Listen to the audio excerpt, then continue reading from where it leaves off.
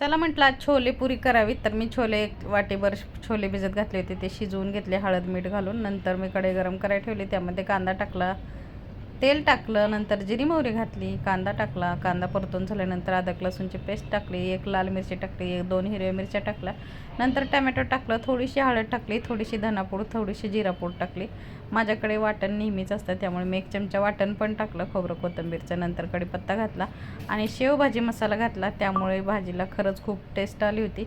नंतर 1 चमचा लाल तिखट टाकलं, थोडंसं छोले घेतलं, ते मॅश करून घेतलं याच्यामध्ये आणि नंतर शिजवून घेतलेले छोले टाकले. मस्त एक दमदार उकळी येऊ दिली, एका साईडला उतरून ठेवलं. नंतर मी एका गॅसवर पुऱ्या करून घेतल्या आणि रेडी झालं आपलं मस्त छोले पुरीचं जेवण.